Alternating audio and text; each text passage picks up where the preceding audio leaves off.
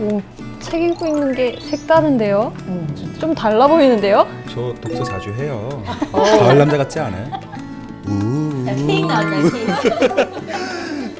가을은 뭐니 뭐니 해도 식욕의 계절이죠. 그렇죠. 어때요? 쭉 읽어보니까? 아 이거 충격이에요. 중간까지 읽어봤는데 그 정신과 전문의 정국 박사님이 쓰신 거잖아요. 가장 놀라운 거는 세계적인 셀러브리티들 중에서도 섹슈얼 트라우마를 겪은 사람이 굉장히 많다는 거예요. 그러니까요. 이 책을 보니까 뭐 마이클 잭슨, 오프라 윈프리, 마릴린 먼로, 또 영국의 엘리자베스 여왕 1세. 엘리자베스 여왕까지요?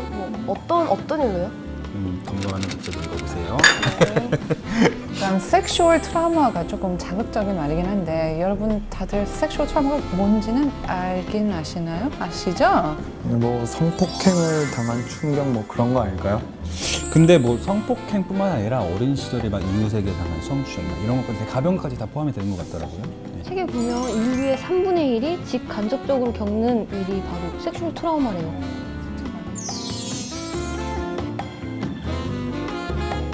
그리고 뭐 우리나라에서도 아동 성폭력 범죄가 요즘 사회적 이슈잖아요. 가해자 처벌 과정이나 뭐 피해자 치료 과정까지 다 많은 이슈가 됐잖아요. 얼마 전에 아동 성폭력 가해자 조두순이 항소심에서 감형을 받았잖아요. 맞아. 무기징역에서 징역 22년을. 12년. 이게 말이나 돼요? 아이에겐 평생 상처일 텐데. 그러니까 이런 문제도 박사님하고 좀 같이 얘기를 해봤으면 좋겠어요. 그러니까 미국에서도 성폭력이나 성범죄는 되게 많은 편인데 미국에서는 어떻게 이거를 치유를 하고 해결해 가는지 우리나라하고는 좀 다른 모습일 것 같거든요. 근데 이 책이 또 재밌는 게 하나 있어요. 그 섹슈얼 트라우마를 겪은 사람들 중에서도 이걸 잘 극복한 사람들의 또 성공담이 여기 담겨져 있더라고요. 예. 어떡해요?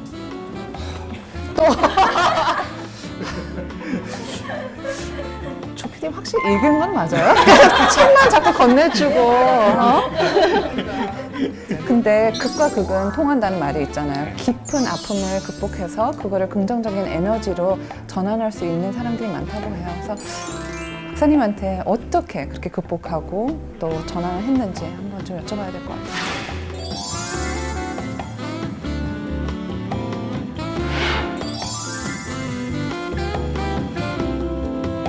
근데 정국 교수님은 어떻게 이 분야의 전문가가 되신 거예요?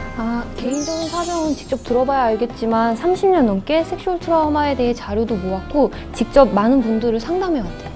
근데 이제 뭐 특별히 섹슈얼 트라우마 분야에서만 전문가가 아니라 미국 정신의학회에서도 꽤 명성이 있는 의사더라고요. 맞아요. 미국 의회에서 주는 로널드 레이건 골드메달도 수상했고 미국 최우수 정신신경과 의사로 지명된 적도 있어요. 유명한 좋은 상인 거죠? 네. 이 로널드 레이건 메달 같은 경우는 수상자 이름이 그 워싱턴의 명예의 전당, 공화당 명예의 전당에도 올려진다고 해요. 그러니까 굉장히 영광스러운 거죠. 근데 이제 이렇게 이력만 보면 그냥 저명한 의학 박사구나 뭐 이 정도인데 자세히 좀 알고 보면 반전이 있어요. 맞아요. 발명 특허도 있고 그 다음에 시나리오도 쓰고 계시대요. 알아볼수록 그 약간 좀 묘한 매력이 느껴지시는 분이 같은데요? 양파 같은데 약간 그러니까 키워드 정해볼게요. 첫 번째 뭐가 있죠? 저는 섹슈얼 트라우마의 범위가 어디까지인지 그 정의를 알고 싶어요. 섹슈얼 트라우마 정의.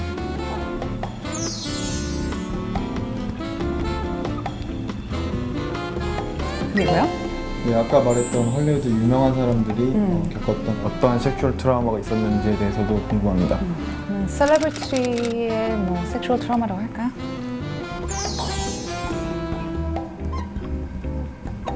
네, 하나 더 있어야 되겠죠? 박사님의 바이오그래피에 대해서 좀 얘기 듣고 싶어요. 그리고 이런 분들은 어떻게 교육시켰는지 자녀들을 되게 재밌는 아빠일 것 같아요. 개인사라고 할까요? 네. 얼른 만나뵙고 싶은데요.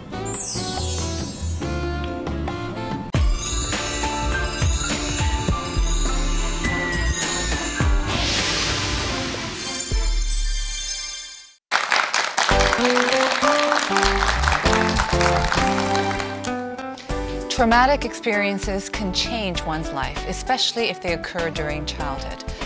Today's topic on Heart to Heart is sexual trauma, which is said to be experienced directly or indirectly by up to 1/3 of the population in the US. Today's guest on Heart to Heart is Dr. Elan JUNG, author of Sexual Trauma. Dr. Chung, thank you for coming on our show. You're very welcome. Thank you. I'm glad to be here. So it's a difficult topic, but we have to talk about it, and especially the opening statement that I made, that 1/3 of the US population suffered from sexual trauma seems like an amazingly large number. How is Yes, this indeed. possible? It's a very shocking number. I wasn't sure in the beginning when I read this research on the respectable researchers about statistics about the sexual trauma.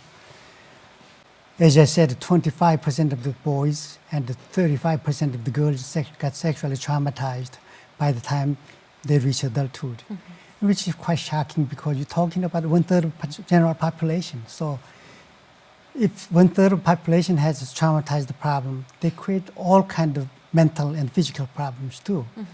And we all treat them as if dirty secret, and just something to be ashamed of and cover under the cover.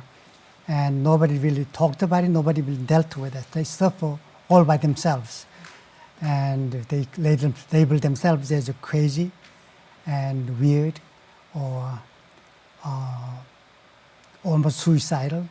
All kind of problems they have because of those hidden secret. So you've been counseling patients for over 30 years, and you've built up a reputation in this area.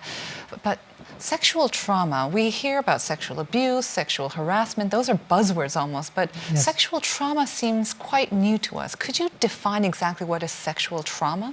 Okay, there are all kind of sexual trauma. There is, for most of all, this rape. One form of the sexual trauma is rape, when somebody forcefully have sex with an unwilling partner. And the second was incest, this sexual relation between adult grown-ups and the children in the family, whether be it parents or grandparents or the uncles or relatives. And the third one is adult molesting children, whether they are caretakers or neighborhood adult. Those are common sexual abuse. Another interesting sexual abuse is when children play with each other, they become very, very sexual sometimes.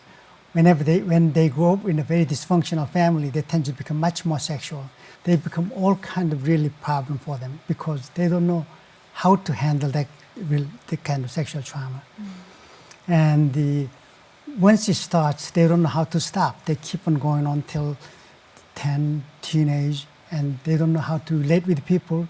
All they know is they are having sexual act. That really is a very shameful thing, so they have to hide it. And they cannot tell anybody in school, so they live in a kind of bubble, what they call. And when people ask what was happening, I said nothing. And did you do anything today? Nothing. They were not able to carry out regular conversation with other children. They cannot play with them, and they always have to figure out what other people want to hear rather than what they want to say because of a dirty secret. So it creates their personality development so profoundly that by the time they reach teenagers, they are almost impossible to live with. That's when they find something like drug and alcohol and escape. Get into all kinds of delinquent behaviors and create a host of different problems.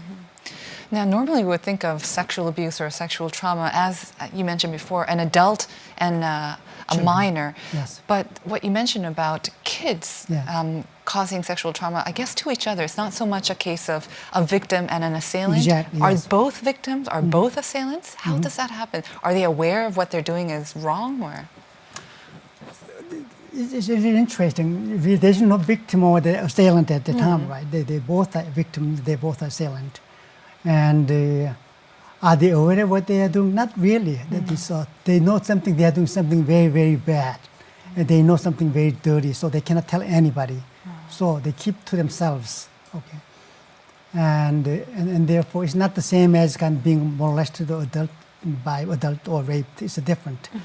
And when we're talking about punishing them, who do we punish? They both are kids. Who do we Right. put them in? Do we Yeah. put them in jail, both of them? Only 7 years old. Yeah. So that's the problem. Yeah. Do you think we need more education then, or awareness of what constitutes as sexual trauma in the schools? That's one of the single most important thing is educate people about what they call it inappropriate touch. Right. When you touch a certain area, you're not touched. When somebody touches you inappropriately, a certain area, parents, you have to tell them you cannot do that. You stop them. And once they were touched, then we have to take care of them by talking about it and explain them why it's not acceptable. And then when kids showed some kind of behavioral problem, you have to send them to a professional to seek help. I think what you mentioned before, how people have to talk about it, even in the US, there was a tendency to sort of sweep it under the rug. We Exactly. don't want to talk about it. Exactly. And I think that's the case for Korea as well. Only recently have Koreans started really talking about it, I think. Yes. There have been some high-profile cases as well. And we've been seeing it highlighted in the media and even a movie or two being made about such incidents. For a country like Korea that is now coming to terms with talking about it, what sort of advice would you have for society in dealing with this or talking about it? Yeah. One of the most important thing about talking of sexual trauma is it really, like any other trauma, it changes personality completely. I have a gentleman who was a General Electric executive who came to see me because he had social anxiety. He felt uncomfortable with people. He got just promoted, so he had to supervise about 30-some people, so he didn't know how to do it, so he came to see me. And I asked him what happened as a child. That's usually my job. Right. And he said by 3 o'clock in the morning in Albany area, bar closes. So his father would come 3:30 in the middle of the night and kick him without any reason in his deep sleep, 3-4 nights every week till he was 17 years old. But he himself wasn't that bad. I mean, he was a smart kid. He had good family. He was married with 9 children, and he was successful in his profession. And he and his wife have a good relationship. Nothing like sexual abuse when for example, one lady was touched just once when she was 17 years old. It's a date rape. She was somewhat drunk, and the guy raped her. And 30 years later, she couldn't even be touched by her husband. And when her husband touched her in the middle of the night, she would wake up and had to leave the place. So the difference between sexual trauma and physical trauma is a complete different level. And it changes personality much deeper level than anything. Yeah. So we need the right kind of people to help talk about this as well. But I think, isn't there also a danger, I think, when these issues are brought up in the media, of sensationalizing it sometimes, and will they lead to maybe copycat criminals? Is there a danger of that as well, of talking about it? I think the more we talk about it, the more society will become comfortable. As I said, this is a part of humanity. It's if 1/3 of the population became involved with the sexual trauma, this is not a disease or a deviant behavior. It is part of human being. So we have to talk about. The more we talk about it, the more people will be educated, and we'll be able to do something about it. And after I wrote a book a couple of years ago, most of them emphasize the punishment of the assailant rather than really taking care of the children. Punishing the person with assailant is not going to solve the victim of the sexual abuse at all. We have to focus on helping them, those victims, rather than talking punishment. Okay? Of course, I want them to be out of the society because one assailant on their lifetime abused anywhere between 100 and 300 people in their lifetime. So anybody or that assailant can be a victim. So I believe in getting rid of them from the society. At the same time, we need to emphasize to protect our children, how to cure them, how to solve all those dirty secrets they have, and to make as a kind of normal human being. And that's by letting them talk. Yes. And let their cases be known. I found it interesting, though, that you call it it's part of human nature. Most of us, I think, would think of it as an illness, a disease, a diseased human being or an adult carrying out their disease against a helpless young victim. But you're saying because it's so prevalent, it's almost human nature. What is it that causes this? And Well, if you have think we about lived with right, it all this time? Right. It's an interesting concept because really if disease it just comes and goes, okay. Right. But 1/3 of the whole population suffered the lifetime of certain problems. It's not a disease, it's a human condition. We cannot label 30% of our population as diseased. And another aspect of that is many sexually traumatized people are hugely successful people, like Queen Elizabeth I and Catherine the Great, of Russian Empress, and Oprah Winfrey, Yes. and Hemingway, and Michael Jackson, and Howard Hughes, and Sophia Loren, and Marilyn Monroe. Those are wonderful people who really they lighten the world. They Right. give a whole different outlook about the world. So we don't necessarily tell them as deviant people or sick people. They are normal people who contribute tremendously to society. I think I'm talking more about the assailant side, though. Obviously, the victims, they were probably very young when they were traumatized.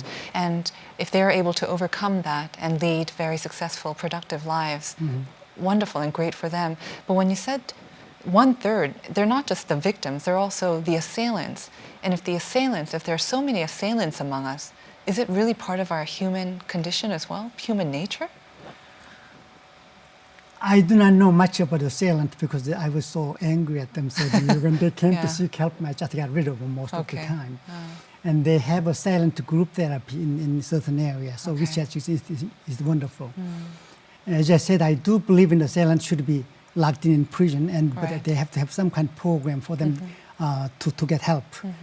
Say we put them in jail for 12 years and we get them out, they'll be repeating the same thing, nothing changes. So this is one of the reasons so important for us to recognize the assailant and put them in jail, but educate them and train them and fix them so they won't repeat the same crime. When we talk about imprisonment and punishment for the assailants, there was an outrage in Korea because the public thought that some rapists and sexual abusers received much too lenient terms.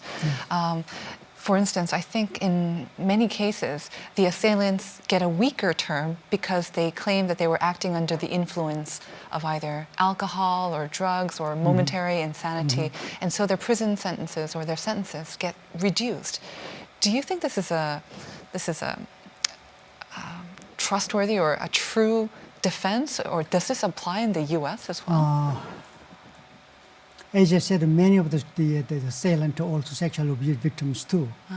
And when they are so uncomfortable, so insecure, and so panic-stricken or depressed, they resort to alcohol or drugs.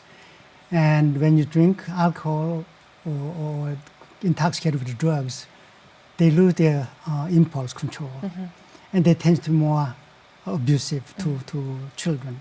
It doesn't mean that we have to be lenient to them. What I'm saying, that can be one of the factors. Right. So regarding the people who manage to get their sentences reduced because of being or claiming to be under the influence, you think it has to be a case-by-case basis, I guess, or? I have completely different feelings about the punishment Okay. of the assailant. Okay, it's very complex. Right. On one hand, I want them to be locked in prison and to throw a key away, so we will never deal with them again. Right. On the other hand, they're human beings too, and they have a pain, they have questions, they have paranoia, they hear voices, they are suicidal, and they feel terribly about themselves. They themselves are human beings too who suffer from Right. serious mental illness. So for them, just to lock them in prison isn't going to be the solution. We have to treat them, and we have to take care of them, figure out what bothers them, what upset them, what made them to be a predator. And so when they come out of prison, they will not repeat the same crime again. Okay, so let's talk about victims. In Korea, there's also a proper manual for caring for the victims after they have been abused or traumatized. What would you, doctor, suggest or advise other than just guidance and counseling and getting them to talk about it? Can we also put some maybe structures or systems into place to better protect the victims? In the United States, the whole community has a different support group. Church is a support group, and the community mental health center has a support group for sexual abuse victims. And then people are so aware. So even in the regular therapists have group therapy for the assailant or victims. And so general tendency is that we get more educated and they get more help. But even in the United States, at the beginning stage, so really so many people have no idea about what to do with that. Just because we talk about sexual abuse, it doesn't go away. You have to work through it over and over and then figure out how it affected them, how they affect their family, and how it affected their society. And then they will learn to the severity of their problems. Another part of it is really the sexual abuse victims are very, very sensitive people because of the fact that they can never confide in anybody, keep to themselves, and they cannot express what happened to them or why they were doing what they were doing. They cannot really reveal themselves, so they always try to figure out what the other wants to hear. So they develop extreme sense of the sensitivity to other people's perception, and they try to figure out what they want to hear, and you act a certain way. So they are very, very sensitive and hyper alert, and in fact, very smart people. So on one hand, we work on the dark side of the problems. On the other hand, we try to figure out how smart they are, how sensitive they are, and how creative they are. And very often we live in a kind of conventional society. We act a certain way, we talk a certain way. And when that is broken, they talk boundaryless. They break boundaries all over the place. That's one of the reasons why they become good artists and good soldiers sometimes. And they're merciless when they attack the enemies. So there is something good about this being a sexual abuse victim too. Yeah.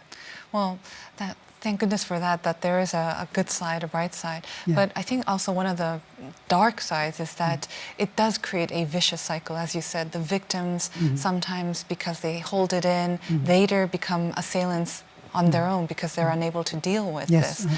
So it seems like the role of the people around them is very important in breaking that vicious cycle. Is that right? It's very true, because the minute you're sexually abused, you're totally isolated. So when you understand your kid, especially the parents, when you understand what happened to your children, then you just love them, care them, provide security, and trying to figure out what happened, let them talk with them, and reassure them that they are a good kid, and then get the professional help. By doing that, they'll become a much more successful person.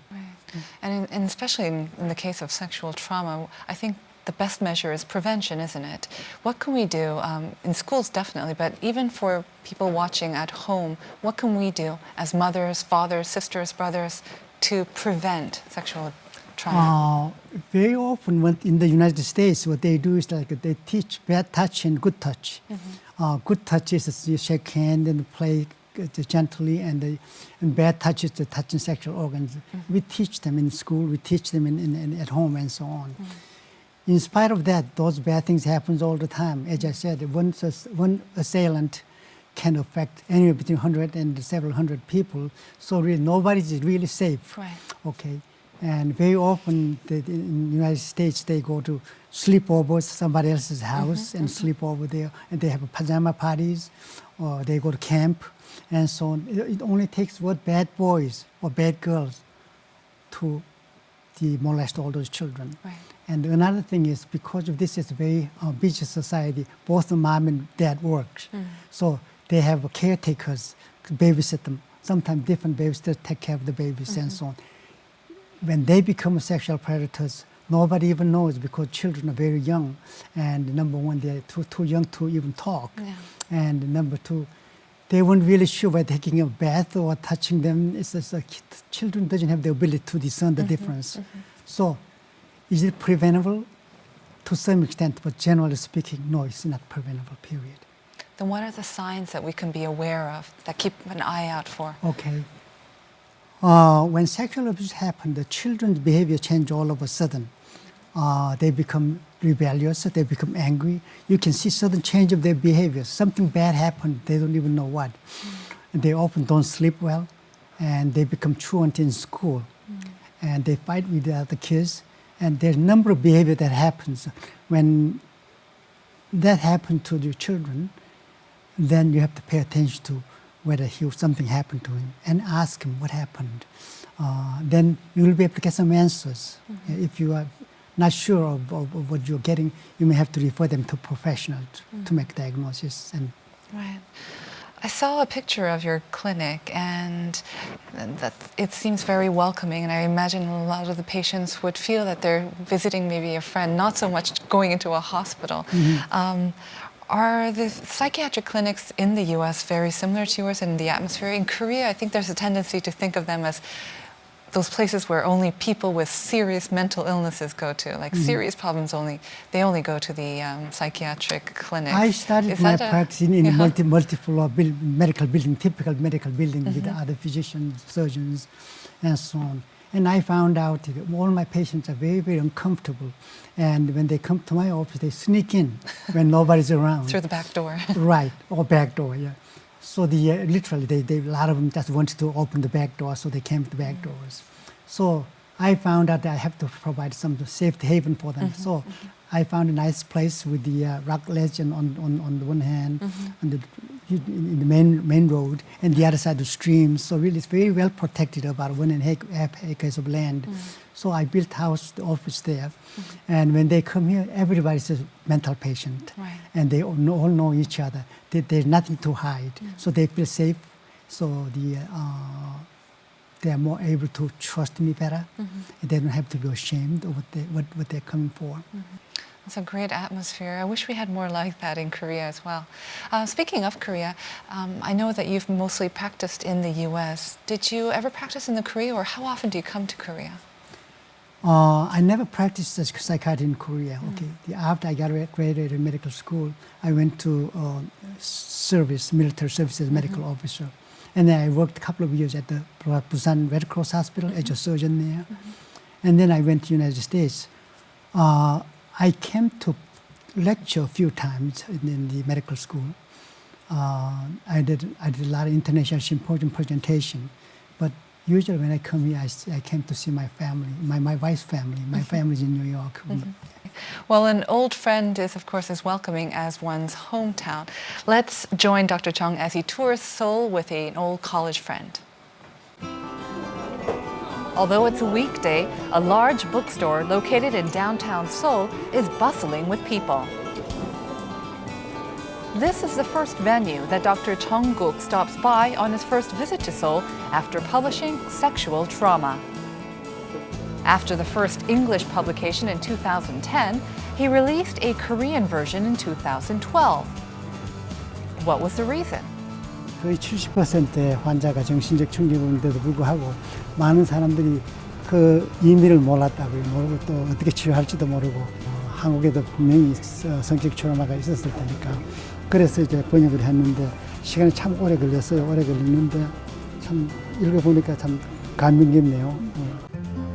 Dr. Jungkook's next schedule is a meeting with his best friend, Dr. Chung Myung-sik. His old friend from medical school comes in a flash after receiving Dr. Chung's call. They immediately engage in a lively conversation that leaves no room for others to step in. 그 친구가 인생을 풍부하게 하는 거지. 진짜. 친구 이상이 없어. 많지 않아도 그리고 자주 만날 수 없어도 나에게 친구가 있으면 얼마나 소중한 것입니까? 웃음마다 봄날 기쁨입니다. 이 친구가 얼마나 자랑스러운지 한국 번역판 내라고 내가 욕했던 한 사람으로서 굉장히 긍지를 느끼고 정말 자랑스러운 친구예요. A friend is a strong, moral supporter dear to your heart. The friendship of these two doctors who have entered the twilight years of their lives will grow stronger and deeper. So, Dr. Chung, did you always want to study psychiatry, or how did you get into psychiatry? When I got into psychiatry was when my father pushed me into medicine. One of the reasons why he pushed me to medicine was he got tuberculosis. And in the old days, they would be sent to the sanatorium. And because of medication available right at that time, he got cured. So he was fascinated by medicine. So he wanted me to go to medical school. So when I went to medical school, I knew I would do psychiatry because it's a nice combination of liberal art and the medical science. Right. And turned out to be that way. Yeah. But then you went to the U.S. And I went to US because they had much better training in the psychotherapy. Yeah. And didn't you have any problems with the language initially, or? In the beginning, yes, I have a very difficult understanding the English because the American English is different from British English. We learned the British English in school. And one of the funny stories, one of my patients said, "I gotta get out of here." So I didn't know what that meant, so I told her to write. So she wrote I-G-A-R-A-H-E-R-E. I still didn't get it, so I asked a nurse, what does it mean? She said, "I got to get out of here." Yeah. So really, not only I have a problem with the English itself, but American language is much different. So I have a hard time in understanding them. But in time, I got more used to it. And as I said before, I more focused on science side of the medicine in the beginning and the cross-cultural side of the psychiatry. And then gradually I learned my English better. And as my English got better, I could understand them and I can help them. We can communicate a lot better. So it became very, very rewarding. And isn't psychiatry really important about listening anyways? The skill of listening, I think, would be very important. Not only skill of listening is very, very important, but you have to be patient. You're trying to figure out what they are going through and trying to underline the cause of why they are going through what they are going through. So really, it's a much deeper level of listening because really, number one, you have to buy their trust first. In order to confide in most secret, shameful side of themselves, you have to trust them first. I look different, I have an accent, so really it's awfully hard for them to trust me. But in time, I learned how to make them comfortable. That's one of the reasons I bought the secretive, the office space. Right. Now, when they come to see me, they trust me immediately. And they know my demeanor. And in some ways, my Korean culture has helped me because really, they're very analytical, they're very critical people. And in Oriental society, we're generally more accepting and without trying to confront them. So the quality as a Korean is very helpful for them. And you mentioned before that some very famous cases who have been famous victims, I would suppose, of sexual trauma, like Michael Jackson, Oprah Winfrey, Howard Hughes. So many of these celebrities also came out with their stories. And could you introduce a few of their cases, and also why was it important for them to go public with their cases? Marilyn Monroe is one of the interesting person, the way I wrote in my book. She was really revolutionary woman at the time. Not only she was a very beautiful woman with the blue eyes and the golden blonde and nice bodies, and the nice body gesture, what we call Monroe walk, that move her hip in a very sensual way. And she stood in front of subways and her skirt flows. She became a sex symbol at the time, very famous. And then she was the one who had an affair with Jack Kennedy, one of the most powerful person in the world, and his brother, possibly at the same time. And she married Joe DiMaggio, one of the most famous athletes in the United States at that time. And she married Arthur Miller, who was the best writer in 20th century in the United States. And she had an affair with Clark Gable, who was one of the most famous actors. So in spite of all those having an affair with those famous people, she was always unhappy. And she was questioning whether she was crazy like all my family. I shouldn't be living. I don't deserve to live. This is hell. And at the age of 30, she described herself as, when she looked at herself in the mirror, all she could see is lifeless, white, pale blue eyes and wrinkles. At the age of 30, what wrinkles? That's why 2 years later, she committed suicide. So on the public side of it, she was glamorous and attractive, and everybody adored him and loved her. but private side of it, she lived in hell and self-blame and torturing herself. And she saw herself as an ugly, lifeless person. And then on the other hand, we have someone like Oprah Winfrey, who has been very open about all her past struggles, her struggles with weight, and also sexual abuse and sexual trauma. And she seems to be doing very, very well. What is it that sets her apart from the others, the tragic cases that you mentioned? There is another personal self, the personal side of it too. And outwardly, she's a kind of very outspoken and popular. And she's a very powerful woman, one of the most powerful women in the United States. But personal side is she hates herself, and she was thinking of suicide. And her relation man is terrible. I don't think she ever had a relation with Stedman, who was her boyfriend. So the other personal side of Oprah is kind of very tragic too. Nobody knows, and she struggled with weight problems all the time. It's a very common problem of sexual abuse victims. So you're saying that what we see of their public persona is oftentimes And very private different persona. from the private persona. It's unfortunate that they can't manage the two of them together and receive and get some sort of peace. That's what was supported in psychiatry, okay? Right. And by emphasizing they're successful, they're the creative side of it, they're the sensitivity, their intelligence, and they deal with their dark side of it too, trying to put it together. That's one of the reasons why I talk every week to make sense between the private health and the public, the intelligence they have. I always emphasize the fact that how smart they are, how capable they are. I usually guide them to say, why don't you go to medical school? Why don't you go to law school? You're smart enough to be able to do it. And give some direct guide about that. But they see themselves as the loser, alcoholics, and the useless person who doesn't deserve to live.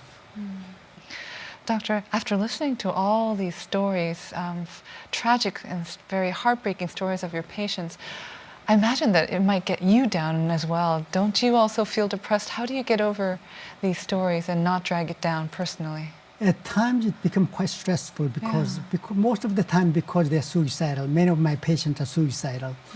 And the two of my patients took overdose with my medication 5 times this year alone. And in fact, last week she took so much medication, she was in coronary care unit and she almost didn't make it. So those are stressful. But when I see them, the beauty of a human being, the depth and breadth of their emotion, the struggle they go through, and they're wonderful human beings in a safe setting, like in my office. They are wonderful people. And so I appreciate the human quality in it. So trying to save their pain and they help them from the confusion and the self-deprecation and the panic attacks, the suicidal feeling is very rewarding for me. And every individual is different. So I feel very blessed by having the opportunity to help them and to be able to understand the depth and breadth of human mind. Okay. Well, today we're joined by Dr. Jung, the author of Sexual Trauma, and we'll be right back after this.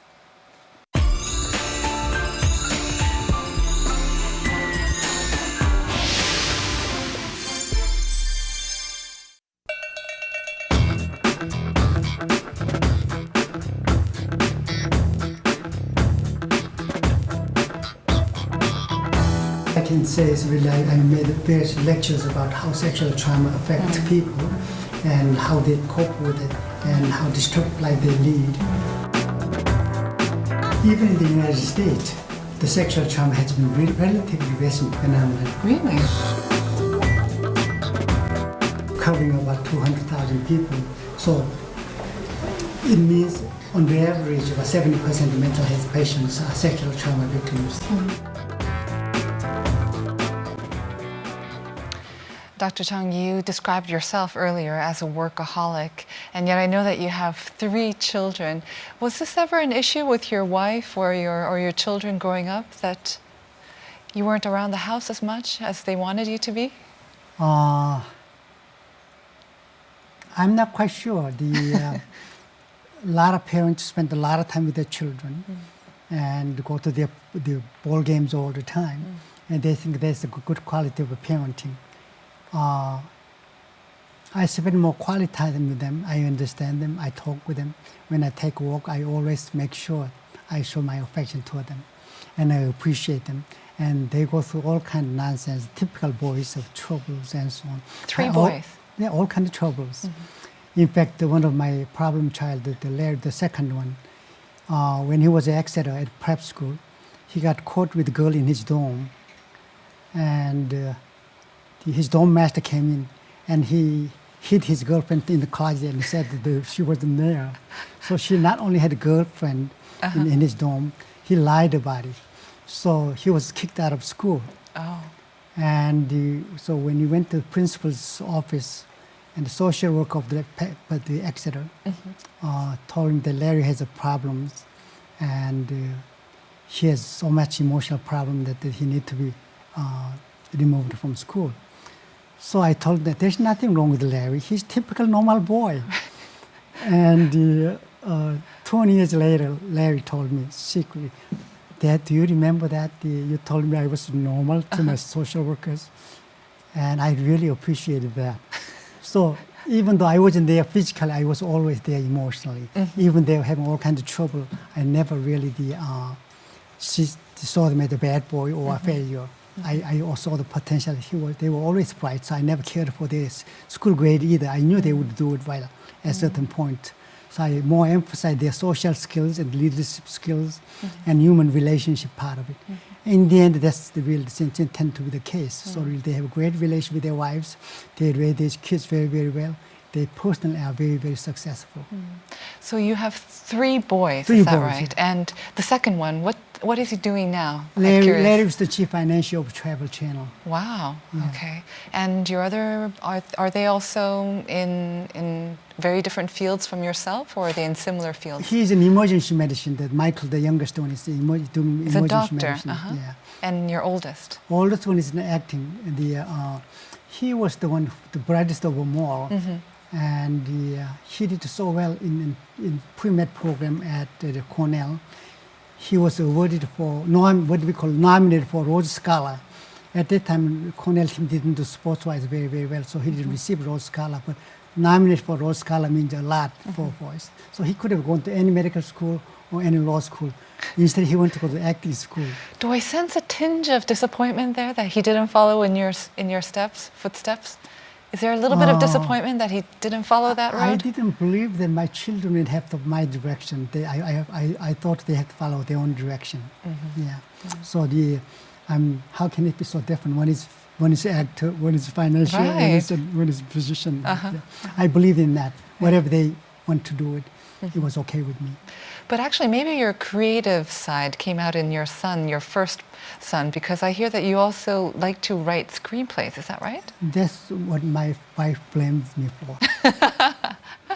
So you have a finished screenplay, and Yes. perhaps that your son could maybe star in once it gets made The into a reason movie? why I wrote screenplays about it's a relation about the sexually traumatized people, how much of trouble they were having with each other, and I have David in mind, and that's the reason I wrote the title of the screenplay is Primal Scream. Right. And the reason why I couldn't get him to make film was it takes a lot of money to do that, and David doesn't have a reputation to find the finance who will finance the film. Yeah. And I imagine you have a lot of stories to draw upon because of your practice and so on. I know you've got the doctor and patient confidentiality contract, of course, but are there maybe a couple of cases or a couple of stories that you can share with us that have been maybe Yes, personally I'll be glad most to. rewarding Yes, to I'll you? be glad to. Number one, they won't watch your Arirang channel. So Oh, you never know. We have a lot of viewers. Anyway, Okay. one lady was in her 50s came to my office because her husband, perfect husband of 26 years, suddenly died of operation complication. And she was just depressed, and she didn't see any reason to go on, and she couldn't sleep. That's why she came to see me. And after I found out that she had a history of sexual molestation by her stepfather when she was growing up. So, of course, I knew that there would be some kind of problem between her and her perfect husband. So I asked her, what is sex life with your husband? And she looked at me, didn't say a word. So it wasn't that easy. Yeah? And she said, yes. How did you know? Because I know. So how often did you make love? As once in every 6 months. So what happened? After I made love with him, I couldn't talk with him for 2-3 days or for a whole week because I felt abused, used, and I feel terrible about myself. So how did you manage not to have sex all those years? And every time her husband showed some kind of inkling, she would start argument or fight so she wouldn't have to deal with that. Other than that, they have a perfect marriage. They have great social life. They both are very successful people. They went to church together and have great friends there and very important member of the church. So their life was perfect in many ways.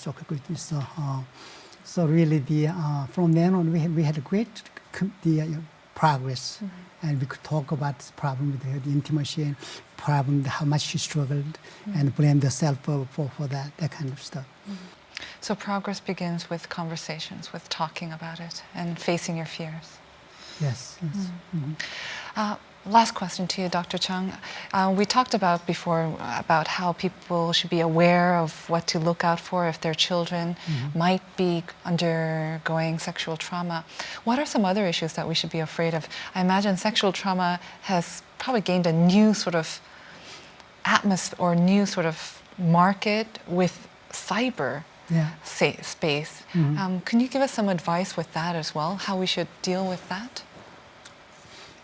What I call the younger people a homo electronica, they're so much preoccupied with electronic devices. Okay, the human contact, the conversation, this instead of the talking and the touching each other, we just do this all the time, and very often there's no censorship there because you don't have any direct feedback from the other person.